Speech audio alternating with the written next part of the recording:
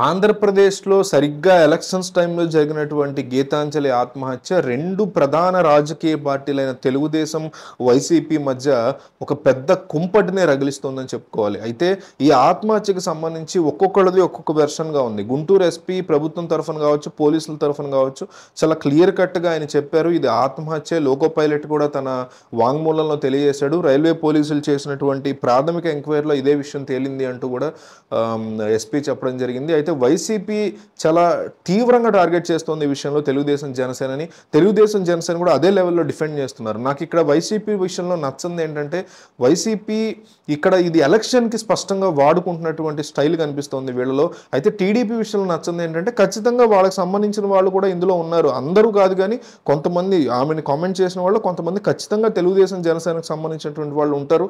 అది వీళ్ళు ఒప్పుకోకపోవడం అనేది, అవును మమ్మల్ని సపోర్ట్ చేసే వాళ్ళు కొంతమంది అన్నారు, వాళ్ళని మీరు అరెస్ట్ చేయండి అట్లా అనడం మేము కూడా ఖండిస్తున్నాము. ఒక ఆడపిల్లని వాళ్ళు అట్లా అంటాం, దానివల్ల ఆమె డిప్రెషన్లోనే చనిపోవడం అనేది మేము ఖండిస్తున్నాము అని చెప్తూ, ఒకవేళ అది జరుగుంటే మేము ఖండిస్తున్నాము, డిప్రెషన్లోనే ఆమె నిజంగా చనిపోయి ఉంటే అంటూ ఒప్పుకుంటేనే.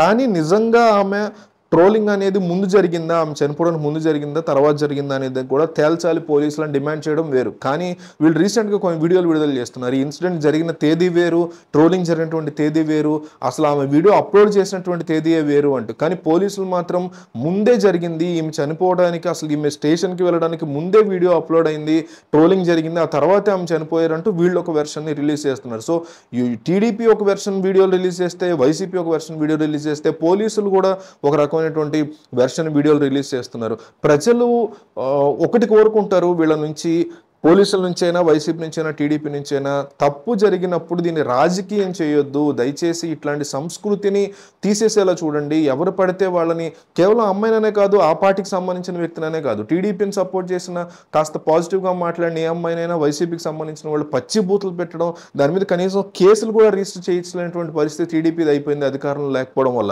వైసీపీకి సంబంధించిన వాళ్ళని అమ్మనా బూతులు తిట్టడం, టీడీపీకి సంబంధించిన వాళ్ళు వీళ్ళకి కాస్త అధికారం ఉంది కాబట్టి వాళ్ళు దాని మీద కేసులు అవి ఫైల్ చేయించేటువంటి ఆలోచనలు, అట్లీస్ట్ ప్రయత్నాలు చేయడం కనిపిస్తుంది. సో ఈ రకమైనటువంటి బ్యాడ్ సంస్కృతి, రేపొద్దున టీడీపీ అధికారంలోకి వస్తే వైసీపీ వాళ్ళు తిడితే వాళ్ళ మీద కేసులు పడతాయి, టీడీపీ వాళ్ళు వైసీపీ వాళ్ళని తిడితే అప్పుడు మాత్రం కేసులు పడే పరిస్థితి ఉండకపోవచ్చు. గతంలో కూడా వాళ్ళ అధికారంలో ఉన్నప్పుడు టీడీపీ వాళ్ళు అట్లాగే జరిగింది.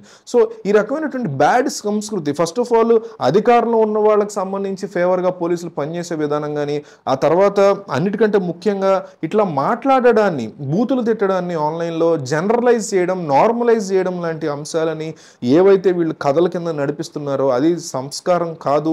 సమాజానికి, భవిష్యత్తు తరాలకి దారుణమైనటువంటి ఒక విషయాన్ని మనం అందిస్తున్నట్టు మనం అర్థం చేసుకోవాలి. సో ఈ కేసులో ఎవరిది తప్పని మీరు అనుకుంటున్నారు, ఏ పార్టీది తప్పని మీరు అనుకుంటున్నారు? టీడీపీ లేదా వైసీపీ అని కామెంట్ చేయండి. నేనైతే బోత్ అనుకుంటున్నా కాబట్టి బోత్ అనుకునే వాళ్ళు కూడా కామెంట్ చేయండి.